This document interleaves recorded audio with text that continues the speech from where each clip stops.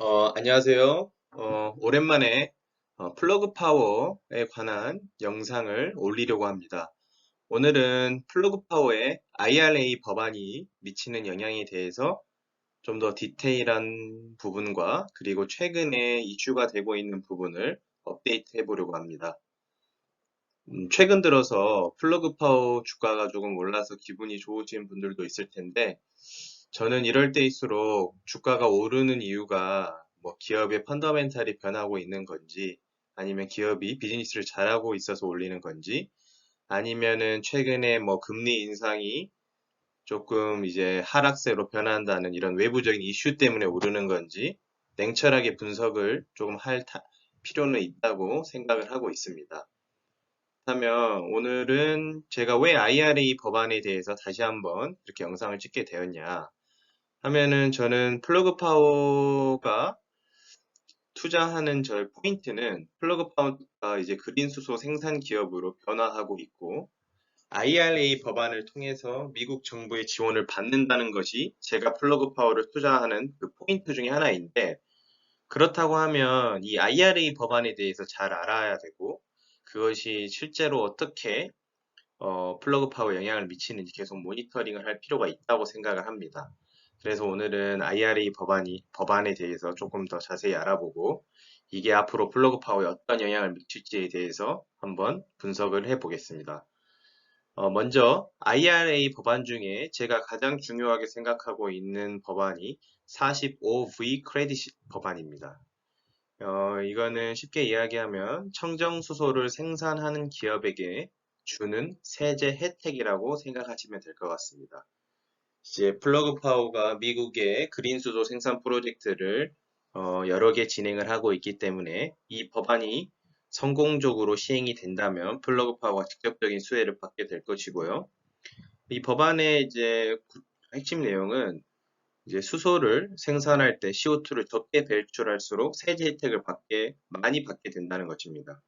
그래서 수소를 1kg 생산할 때 CO2를 0.45kg 미만 배출 시 최대 세제 혜택을 수소 1kg당 US 달러 3달러를 이제 받게 됩니다. 이게 어느 정도 이제 세제 혜택이냐면은, 지금 미국 US 걸프 코스트에서 PEM 기술을 사용한 그린 수소 생산 단가가 한 4.38불 정도 됩니다. 근데 이게 이제 만약에 플러그 파워가 최대 세제 혜택을 받게 되면 1.38불까지 킬로그램당 1.38불까지 줄어들게 되는 것이기 때문에 큰 혜택이라고 볼 수 있겠습니다.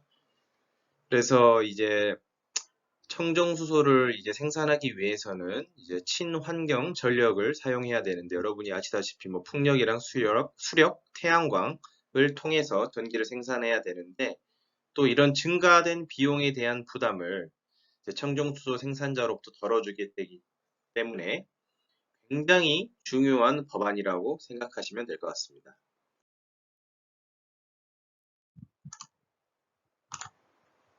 방금 전에 말씀드린 것처럼 청정수소를 생산하기 위해서는 청정전기가 반드시 필요합니다. 그래서 이 청정전기를 결국에는 풍부하게 생산할 수 있느냐가 청정수소를 얼마나 많이 생산할 수 있느냐의 관건이 될 것이고, 이런 청정전기를 생산하기 위한 미국 정부의 지원이 어떤 것이 있는지도 좀 살펴볼 필요가 있다고 생각합니다. 그래서 IRA 법안과 별도로 2023년 5월 11일 미국의 EPIA라는 곳이 있습니다. Environmental Protection Agency라는 곳인데, 뭐 미국의 환경청 정도로 생각하시면 될 것 같고, 여기에서 발의한 법안이 있습니다. 그리고 이 법안은 New EPA Clean Air Act라는 법안인데, 쉽게 이야기하면 미국의 화력발전소에서 발생하는 CO2에 대한 규제라고 생각하시면 될 것 같습니다. 그래서 지금 미국 여기 이 표를 보시면은 미국의 전체 온실가스 중에 여러분들 어떤 데서 가장 CO2가 많이 발생할 거라고 생각하시나요? 대부분 뭐 차량 이런 걸 생각하실 것 같은데, 뭐 차량은 물론 맞습니다. 근데 차량과 발전, 이 두 부분이 차량에서 28%, 발전에서 25%가 나오고 있습니다. 이게 발전에서 나오는 이 CO2가 엄청난 양이라고 생각하시면 될 것 같습니다. 그래서 이 미국 정부에서 이 발전에서 발생하는 CO2를 줄이기 위해서 이 법안을 발의했는데, 그럼 어떻게 이 온실가스를 줄일 것이냐? 그러면은 기존에 지금 설치되어 있는 발전 시설을 이렇게 보시면은, 여기 그래프 보시면은 가장 많은 비율이 가스 발전이 가장 많습니다. 미국은 아무래도 천연가스를 많이 생산하기 때문에 천연가스를 통한 발전 시설이 가장 많은데, 이런 천연가스를 통한 발전 시설에는 청정수소를 혼소해서 발전을 하면 CO2량이 급격하게 줄어듭니다. 그래서 기존에 이런 설치되어 있는 청정가스 시설에는 청정수소를 혼소해서 사용을 하고, 그리고 또 뭐 다른 화력 발전 시설들은 CCS라고 카본 캡처 시스템의 약자죠. CO2를 캡처를 한다든가 이런 식으로 온실가스를 감축하고, 또 새로 지어지는 것들은 뭐 수력이나 풍력이나 이런 신재생 에너지를 통해서 발전을 하면서 온실가스를 줄이는 것이 미국 정부의 목표이고, 이 New EPA Clean Air Act를 통해서 2032년까지 30% 수소 혼소 발전, 2038년까지는 96% 수소 혼소 발전을 목표로 하고 있습니다. 지금 미국 총 발전 용량이 1250기가와트인데, 여기에 이제 향후 이 중에서 가장 많은 비중을 차지하고 있는 천연가스 발전 시설에 이런 수소 혼소 발전이 이제 사용될 예정입니다. 그렇게 되면 플러그 파워가 향후 생산할 청정 수소가 이런 수소 혼소 발전으로 많이 사용될 것이고, 또 이 법안으로 인해서 지금 새롭게 지어 건설 계획 중인 신재생 발전 용량이 1350기가와트입니다. 설치되어 있는 발전 용량보다 더 많죠. 그러면 이렇게 풍부하게 생산될 신재생 발전이 또 청정수소 발전으로도 이용될 수 있기 때문에 이 New EPA Clean Air Act는 플러그 파워의 호재인 법안인 것은 분명해 보입니다. 그래서 2024년에 구체적인 법안 내용이 확정 예정인데, 이 법안이 실제로 어떻게 확정되는지도 그렇다면 지금 이 IRA 법안이나 설명드렸던 New EPA Clean Air Act 모두 플러그 파워의 호재인 것이냐, 뭐 리스크는 없느냐. 항상 호재가 있으면은 거기에 따라 리스크를 살펴보는 게 중요하다고 생각을 하는데, IRA 법안에도 물론 리스크가 있습니다.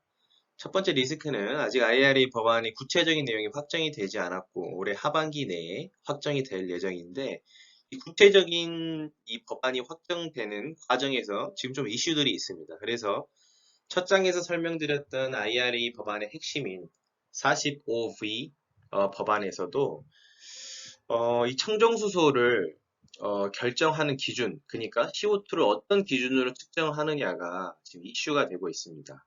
왜냐하면 청정수소는 청정 에너지를 이용하여 청정수소를 생산하는 것인데, 이제 가장 중요한 포인트는 이 수력이나 풍력이나 태양광 같은 청정 에너지를 이용해서 전기를 생산할 때 발생하는 CO2를 어떻게 측정하느냐, 이것이 지금 이슈가 되고 있습니다. 왜냐하면 어떤 기준으로 CO2를 측정하느냐에 따라 청정수소를 생산하는 기업이 받을 수 있는 보조금이 달라지게 되고, 이게 플러그 파워한테도 굉장히 중요한 이슈입니다. 그래서 최근에 가장 이슈가 되고 있는 것은 Evolved Energy Research라는 미국의 친환경 에너지 리서치 업체에서 3필러라는 세 가지 기둥이라는 거죠. 그러니까 세 가지 중요 개념이라는 뜻으로 이해하시면 되는데, 이 3필러스라는 것을 이 IRA 법안에 포함하자고 이제 제안을 하면서 지금 굉장히 이슈가 되고 있습니다. 그러면 이 3필러스가 어떤 내용이냐 한번 살펴보겠습니다. 첫 번째로 additionality or new clean supply. 그러니까 그린 수소를 생산하기 위한 신재생 에너지 발전만 인정하자. 그러니까 이 그린 수소를 생산하기 위해서는 만약에 10이라는 그린 수소를 생산하기 위해서는 10이라는 신재생 에너지 발전이 사용되어야 한다. 그러니까 그린 수소를 생산하기 위한 특정 신재생 에너지 설비가 이렇게 매치가 되어야 된다는 뜻이죠. 이렇게 되면은 어떤 리스크가 있냐면 신재생 에너지 발전 건설이 5년 정도 늦어질 수가 있고 그린 수소 생산이 60% 감소할 수 있는 리스크가 있다고 합니다. 왜냐고 하면 지금 2030년까지 신규 생산 예상 수준의 설비가 30기가와트 정도 되는데 2030년까지 새롭게 건설 예정인 신재생 에너지 발전의 1% 미만만 이 그린 수소 생산에 사용될 수가 있습니다. 그러니까 아직은 그린 수소 생산 시장이 작은데 이렇게 특정 신재생 에너지 설비랑 그린 수소 생산 설비를 매치를 해버리면은 이 신재생 에너지를 새롭게 이렇게 건설할 이런 건설사 입장에서는 이제 망설이게 되는 거죠. 왜냐하면 뭐 다른 뭐 신재생 에너지 설비가 쓸 곳이 여러 곳이 있는데 굳이 딱 그린 수소 생산에만 사용되어야 한다. 이렇게 이 법안에서 제한을 둬버리면은 신재생 에너지 설비 업체들이 그런 리스크를 지지 않겠죠. 그래서 첫 번째로 이런 개념이 있고 두 번째로 hourly time matching이라는 3필러스 중에 한 가지 개념이 있습니다. 이거는 청정수소를 생산하기 위해 사용된 재생에너지 발전량은 동시에 생산되어야 한다. 그러니까 1이라는 청정수소를 생산하기 위해서 1이라는 신재생 에너지를 썼다면 동시에 1이라는 재생 에너지가 바로 생산이 되어야 한다는 것이죠. 이것도 유동적인 신재생 에너지 설비 이 운용을 어렵게 하면서 2025년까지 청정수소 생산 단가를 55% 증가하게 만들고 그린수소 생산 단가를 2.7에서 4.6불까지 1kg당 2.7에서 4.6불까지 증가할 수 있게 할 수 있는 리스크가 있다고 합니다. 세 번째로 deliverability라는 개념이 있습니다. 이거는 그 지역에서 생산된 청정 에너지는 그 지역에서 생산하는 청정수소에만 사용되어야 한다라는 개념인데 이 세 가지 개념 모두 아직은 IRA 법안에 포함이 되어 있지 않고 있다는 게 조금 다행이지만은 이게 올해 하반기 IRA 법안에 구체적인 법안에 포함될지 모니터링할 필요는 있다고 생각합니다. 이게 이제 이 3필러스라는 개념이 포함될 경우에는 플러그 파워에는 조금 안 좋은 영향이 될 수도 있기 때문에 계속해서 모니터링 하면서 업데이트 사항이 있으면 공유 드리도록 하겠습니다. 오늘도 제 영상을 봐주셔서 감사드리고 좋아요, 구독 부탁드리겠습니다.